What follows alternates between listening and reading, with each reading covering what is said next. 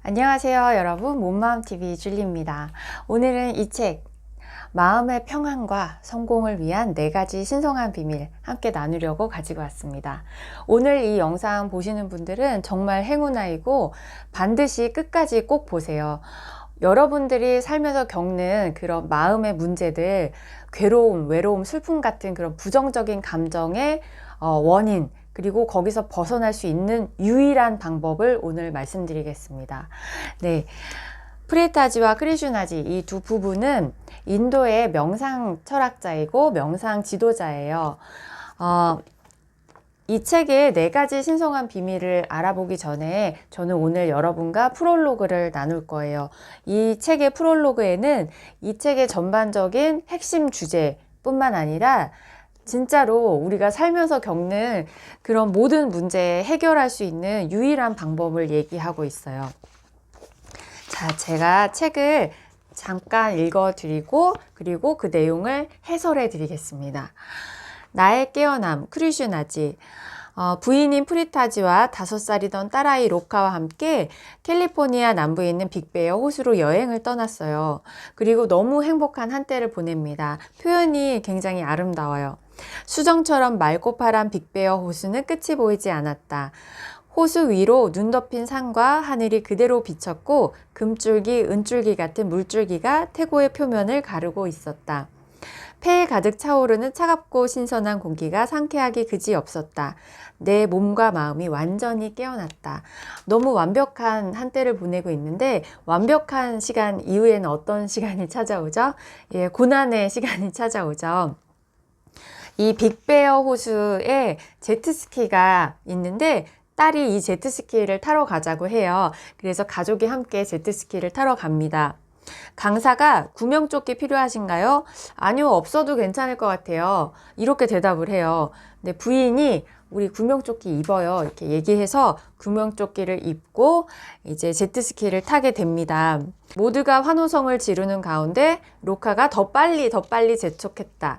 이미 꽤 멀리 나온 것 같았지만 호수는 넓었고 그대로 계속 가도 될 것 같았다. 나는 로카와 프리타지에게 기억에 남는 순간을 선물하고 싶었다. 그래서 좌우로 왔다 갔다 하는 약간 고난도의 주행을 해보기로 했다. 그러면 멋진 파도가 생길 것 같았다. 그런데 멋진 파도 대신 제트스키가 뒤집히고 말았다. 우리 모두는 호수에 빠져버렸다. 네. 우리가 평안할 때, 행복할 때는 어떤 깨달음을 얻기가 힘들죠. 이렇게 위험에 처할 때가 바로 우리가 깨달음을 얻을 수 있는 기회가 되는 거죠.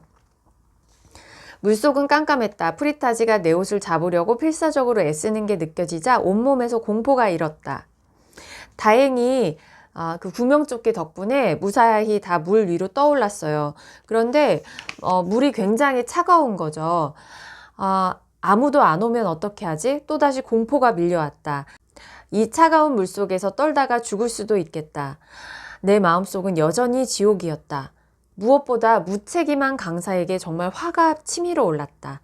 나는 분노했고 책임자에게 항의하고 싶었다. 왜 이런 일이 내 가족에게 일어났을까? 나쁜 카르마 때문에? 우주가 우리를 위해 계획한 게 있어서? 내가 배워야 할 교훈이 있는 건가? 그 어떤 대답도 내 기분이 좋아지지 않았다. 진짜 우주적 계획이나 내가 배워야 하는 교훈 때문이라고 생각했다면 화가 사라지고 어느 정도 마음이 안정되고 더 이상 의문도 들지 않았어야 했다.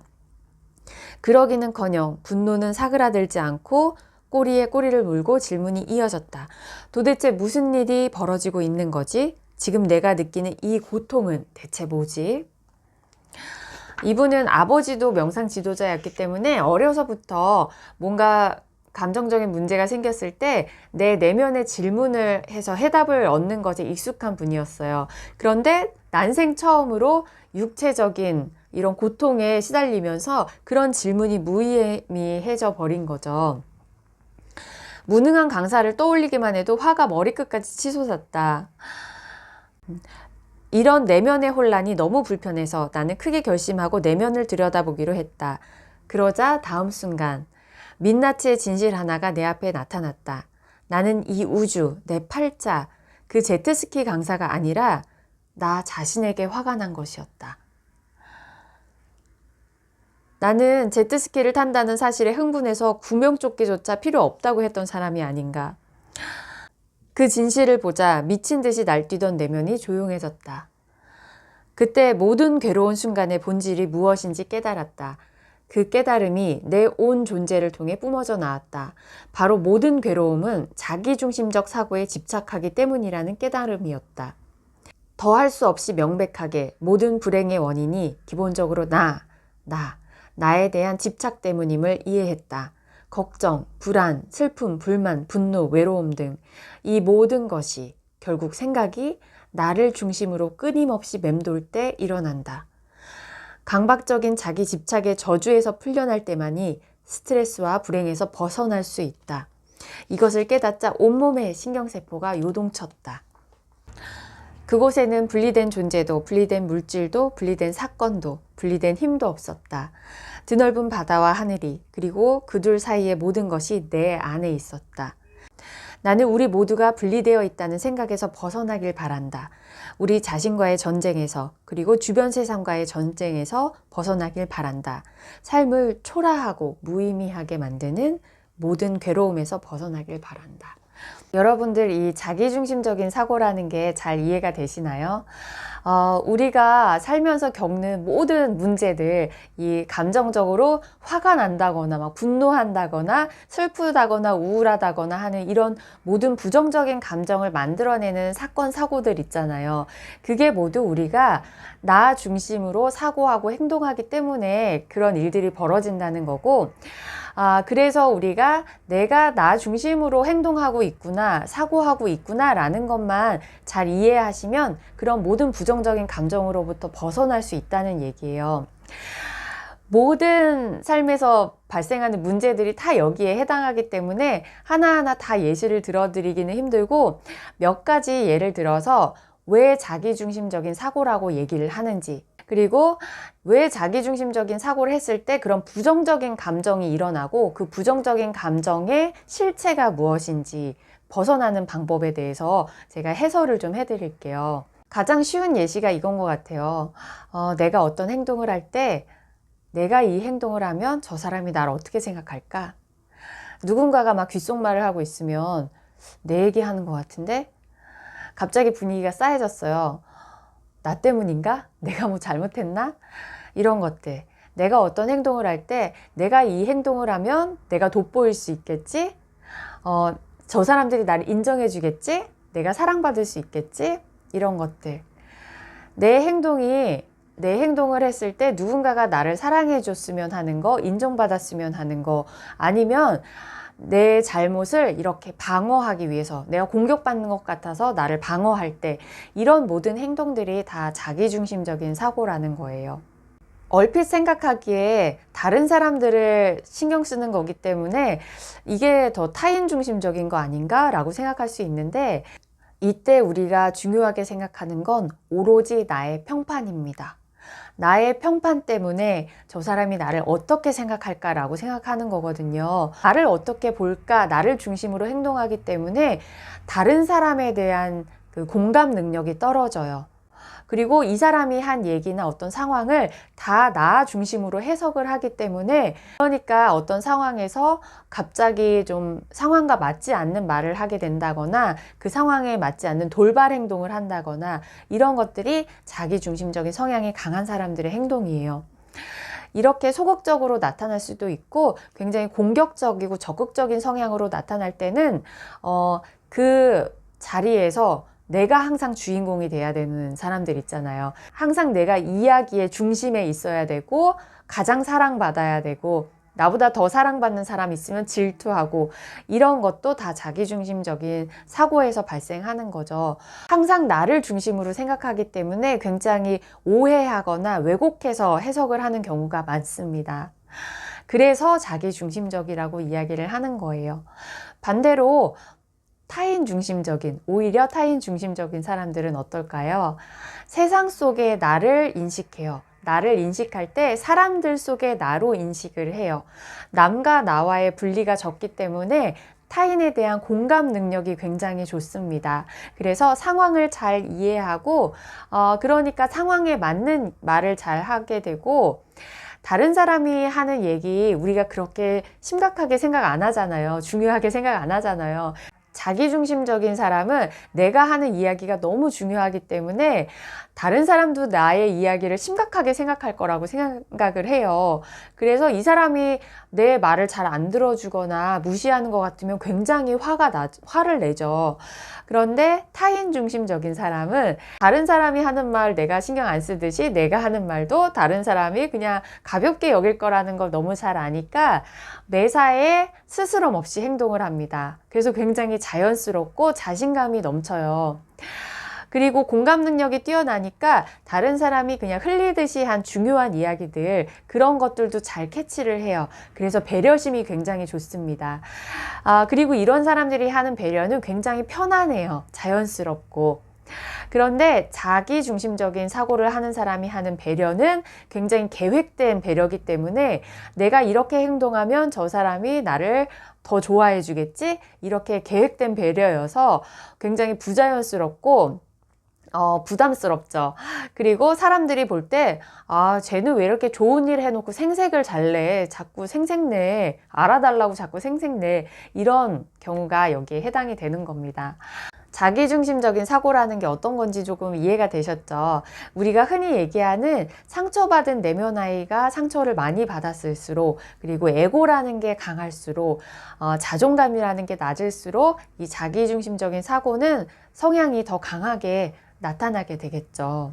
그런데 이런 것들이 문제가 되는 게 뭐냐면 반드시 부정적인 감정을 불러온다는 게 문제죠. 사람에게 사랑받으려고 하고 인정받으려고 하는 행동들이 다 뭐 사랑으로 돌아오고 인정으로 돌아오면 얼마나 좋겠어요.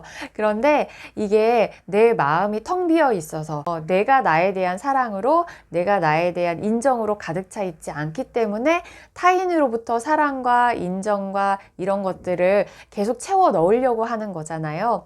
그래서 밑 빠진 독에 물 붓기처럼 채워지지 않고 계속 부어줘야 되는 거죠. 그러다 보니까 남들에게 인정받지 못했을 때 굉장히 화가 납니다. 굉장히 소극적이었던 사람들도 내가 무시받고 있는다는 생각이 들면 갑자기 공격적인 성향으로 바뀌어요. 그래서 왜 나 무시해? 왜 나 인정하지 않아? 왜 나 사랑하지 않아? 라면서 굉장히 화를 내고 공격적인 성향으로 돌변하게 됩니다. 원래 공격적이고 원래 적극적이었던 성향의 사람들은 어떻겠어요? 이런 사람들은 정말 매사에 화가 가득 차 있고 매사에 불평불만이 가득 차 있어요. 왜 나를 그 모임에 부르지 않았어? 왜 나만 따돌림 했어? 왜 나한테 그 얘기 안 했어? 이런 것들. 네. 그리고 우리가 갑질하는 사람들도 다 자기중심적인 사고에 있는 사람들이죠. 자기가 무시당했다고 생각하고 자기가 충분히 인정받지 못하고 있다라고 생각이 드니까 자꾸 화에 가득 차 있는 거거든요. 우울한 감정, 슬픈 감정, 외로운 감정들도 다 마찬가지입니다. 그런데 이런 감정이 들 때 이 감정의 실체가 무엇이냐가 굉장히 중요해요. 왜 나를 무시해? 라고 화를 내고 있지만 사실은 왜 나는 이것밖에 안 되는 사람이지? 너는 왜 이것밖에 안 되는 사람이야? 너는 왜 사랑 못 받고 인정 못 받는 사람이야? 라고 나 자신에게 화를 내고 있는 거예요. 이게 왜 나 자신에게 화를 내고 있는 건지 설명을 조금 더 해드리면 이 책에서 저자가 들어준 예시는 다른 사람에게 남 탓을 하고 나를 방어하는 것에 대한 예시를 들어준 거거든요. 처음에 사고를 당했을 때 굉장히 강사한테 막 화가 났잖아요. 이 강사가 나한테 설명을 제대로 안 해줘갖고 내 가족이 지금 위험해졌어 라고 화가 났는데 가만히 생각해 보니까 내가 실수한 거잖아. 그런데 내가 왜 강사한테 화를 냈을까?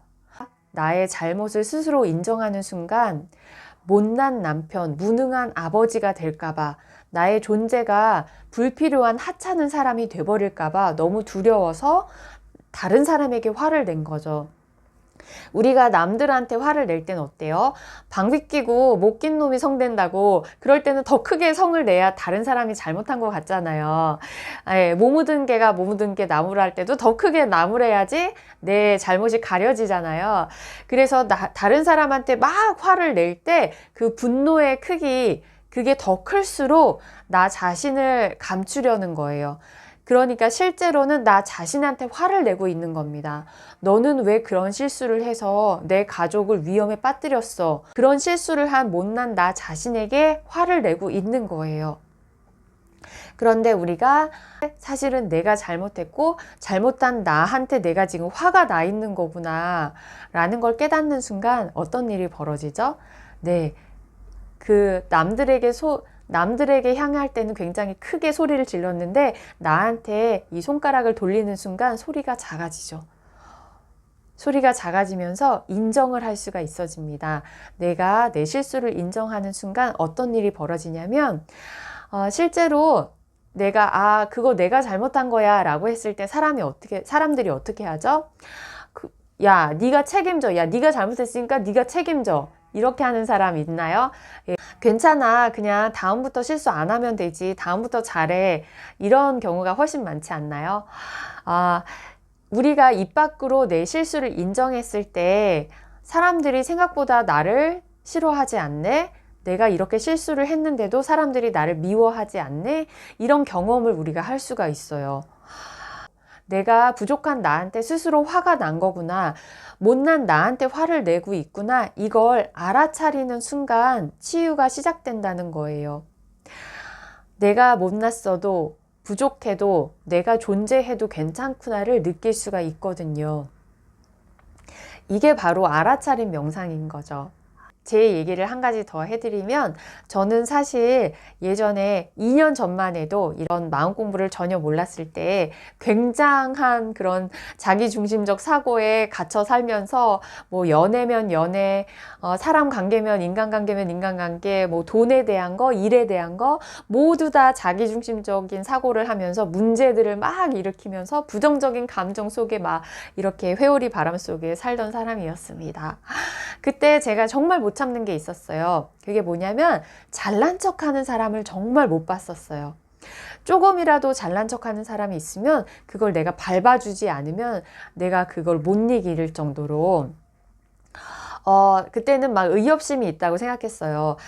나는 약자한테 한없이 친절하고 강자한테 강한 의협심이 강한 사람이야 라고 생각했는데 그게 아니라는 걸 알게 됐어요.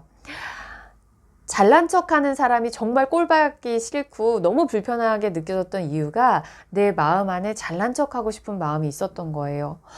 그런데 제가 생각하는 잘난 척은 막 이게 떠벌떠벌해서 잘난 척하는 게 아니라 그냥 너무 잘난 사람들은 가만히만 있어도 막 반짝반짝 잘났잖아요.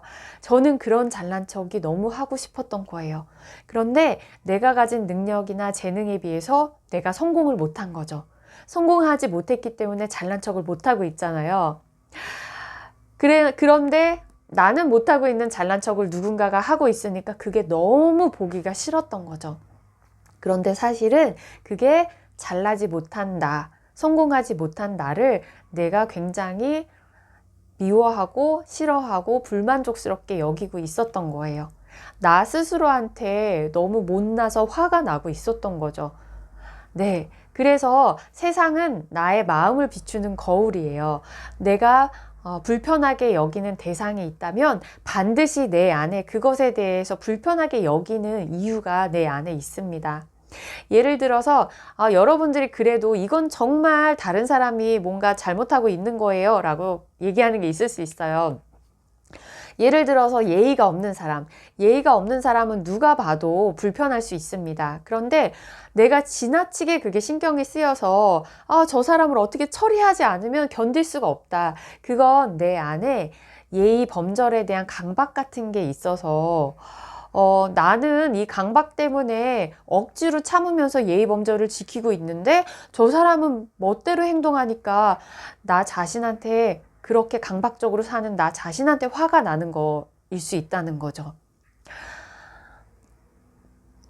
나도 때로는 내 맘대로 행동하고 싶은데 그렇게 못하고 있잖아요. 이 강박 때문에. 그래서 그렇게 행동하는 사람이 너무 꼴보기가 싫게 보이는 거죠. 네, 이런 관점으로 여러분들이 다 보시면 다 해석을 할 수가 있어요. 내 아이가 나를 너무 힘들게 한다. 그런데 육체적으로 힘든 거 말고요. 그냥 체력이 떨어져서 힘든 거 말고 얘가 정말 어느 순간 정말 너무 꼴 보기 싫어서 때려주고 싶다. 그럴 때 이 아이가 하는 행동이 뭐 내가 싫어하는 남편이나 뭐 시아버지, 뭐 내가 싫어하는 누군가의 모습을 닮아 있다거나 그런 것들. 그런데 내가 왜 그러면 남편을 왜 싫어하느냐, 그런 모습을 왜 싫어하느냐, 나의 마음속에 그거에 대한 강박이 있다는 거죠. 네, 여러분 자기중심적인 사고라는 게 좀 이해가 되시나요? 그래서 모든 부정적인 감정, 분노나 화 말고도 슬픔, 괴로움, 외로움, 우울함, 모든 감정들은 다 외부의 원인이 있는 게 아니라 내 안에 원인이 있는 거예요. 동정심도 마찬가지예요. 누군가를 굉장히 내가 동정을 한다라고 하면 내 안에서 불쌍하게 여기는 거예요. 나 스스로를. 그리고 이 불쌍한 내가 너무 싫은 걸 수도 있어요. 네. 모든 이 부정적인 감정은 나에 대한 나의 생각이다 라고 생각하시면 돼요. 내가 나한테 느끼는 그 감정이 외부로 표출되는 거다라고 생각하시면 됩니다. 네, 이걸 깨달아야만이 우리가 이 감정들로부터 벗어날 수가 있겠죠. 이걸 깨닫지 않고 우리가 어떻게 그 감정들로부터 벗어나고 그 문제들을 해결할 수가 있겠습니까? 그렇죠.